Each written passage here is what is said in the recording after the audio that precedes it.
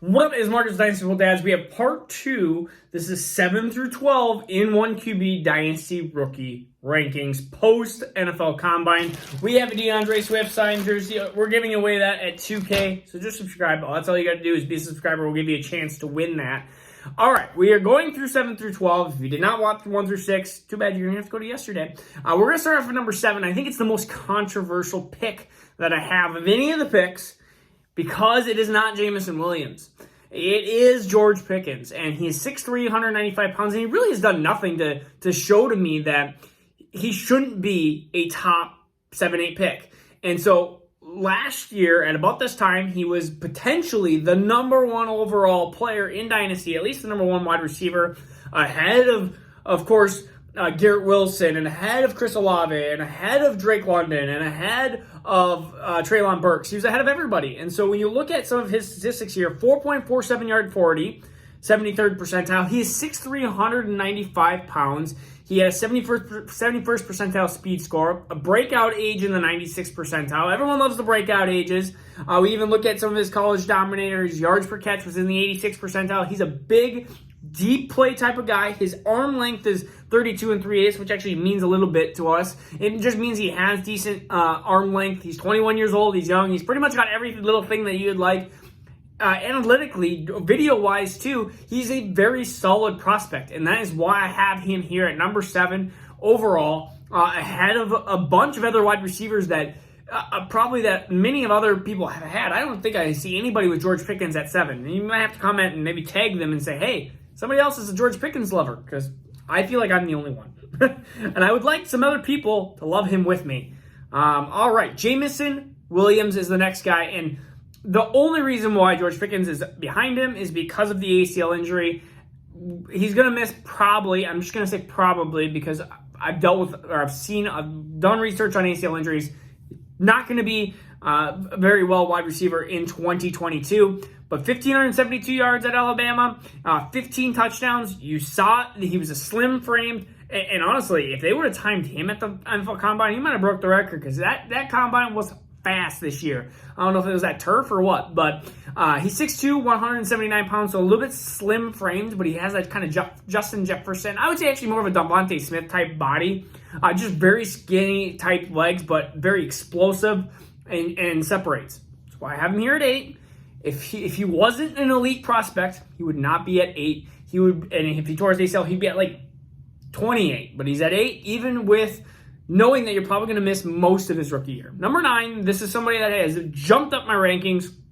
I continue to watch tape, and at times, I look and I go, is that Garrett Wilson? Oh, that's not Garrett Wilson. That's Chris Olave. And that enough I keep watching, and that's why you have to keep watching videos, keep doing analytics. And now he comes out with a 4.39 yard, 40 yard dash, which is 94th percentile. He has 60 above average speed potential as well. He was breakout edge in 19.2. He's 6 feet tall, 187 pounds. He seems like a decent overall prospect that I can get behind. Is he as great as Garrett Wilson? I don't think so. I think he's a definite tier below, and that's why I have him here at 9. He doesn't have the upside of Jameson Williams. He doesn't have the upside of George Pickens, and that's why I have him here as solid prospect into the David Bell type, which we're going to talk about really soon. Prospects that are very solid wide receivers, probably will be wide receiver 3s, wide receiver 4s at the fantasy level, with upside of maybe getting into those wide receiver 2 seasons. I'm trying to think of an example of like a wide receiver that would be like that right now. Even like a Robbie Anderson type. Like if Robbie Anderson has a good year, then he has a bad year, then he has a good year, then he has a bad year. Like Jamison Crowder has a good year, bad year.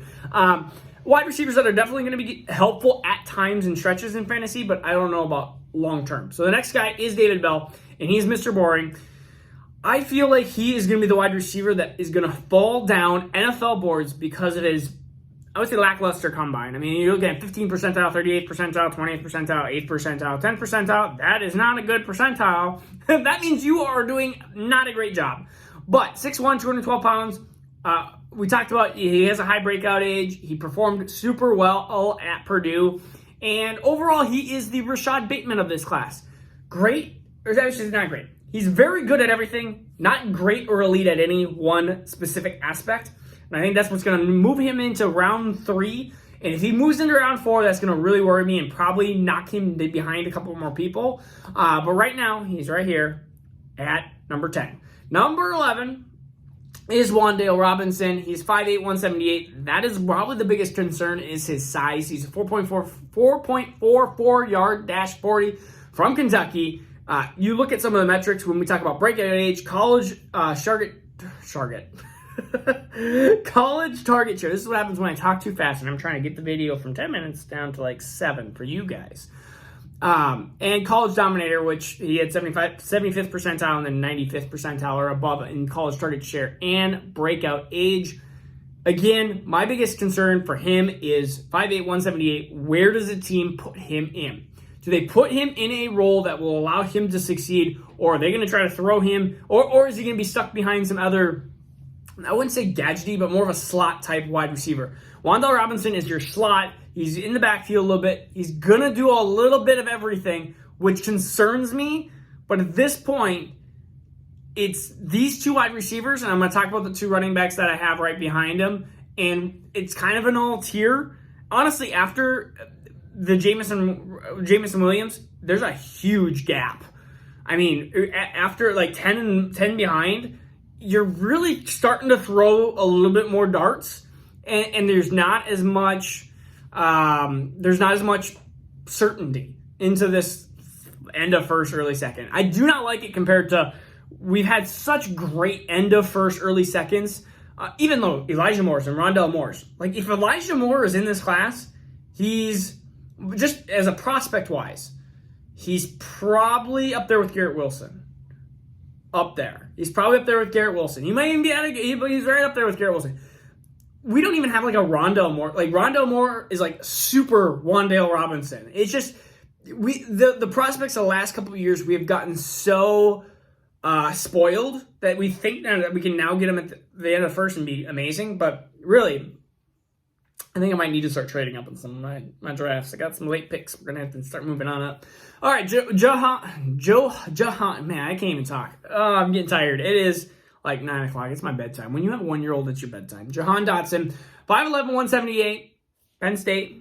Really liked his production. He's been working on that 40-yard dash, he said, for the last 2 years, which maybe that means he has a single focused mind, and he's working on trying to improve himself, or maybe he just wants better draft capital. But 4.4340, okay speed score, okay burst score, but you're talking about good college target share and a 44.3% dominator, which we love the dominators in analytics as well. Johan Dotson is a good 12 prospect. The other two, which are in this tier, 13 and 14, are Kyren Williams and James Cook, both running backs. Kyren Williams out of Notre Dame. Into more of that, I feel like he's more of the like Duke Johnson type running back. I don't know if he'll ever be like a 3-down back, but I feel like he's a really solid 3rd-down back plus a little bit more. Like he can give you some inside the tackle if you need it. And then you have James Cook, which I honestly don't know how NFL teams are going to utilize him. They could utilize him as the same as Kyren Williams or like a Chase Edmonds, or they could totally use him as a 3-down back, and he could be the biggest steal that anybody possibly could have because he has the name. And I know that doesn't mean a ton, or it doesn't mean everything, but it means a lot to NFL teams to say, hey, he's Dalvin's bloodline. Like, hey, what if I can get Dalvin Cook or 80% of Dalvin Cook out of James Cook? If I can get 80% of Dalvin Cook or James Cook out of Dalvin Cook, 80% of James Cook out of Dalvin Cook. Yeah, I said that right. I wanted to make sure. I mean, so 80% of Dalvin Cook, and if that equals James Cook, that's what I'm saying. Then James Cook needs to be shot up the boards. But I feel like there's definitely some concern, even if you watch Georgia's tape, where he is definitely not Dalvin Cook. But there are teams that could easily, if he finds a good situation, if he goes to Atlanta, which would just be a great situation. You can see him shoot up, and all of a sudden you're talking about, should I take Isaiah Spiller with Buffalo? Well, Buffalo's at too good of a spot. Tampa Bay. Maybe Tampa Bay takes him or something. And Tampa Bay and Leonard Fournette comes back, or maybe doesn't come back, or Rojo's there. One of the other running backs, and Isaiah Spiller is there in Tampa, or do I take James Cook at Atlanta? Like, I could easily see that scenario where James Cook just shoots up the boards. Kind of like CEH did, where I kept falling more and more in love with CH, and then it was just like, oh, he went to Kansas City. Oh. And that was a mistake. So maybe we learn from mistakes. But I just want to talk. I don't know. I'm just rambling at this point. Tomorrow, we're going to do Super Flex. Top 12. We're going to just go one video. Maybe one. We'll hopefully do one. But who knows? I mean, sometimes I just ramble on, and then all of a sudden we've only gone through 6 players, and it's been 10 minutes. All right? This is Marcus Dynasty. Peace out. Take care.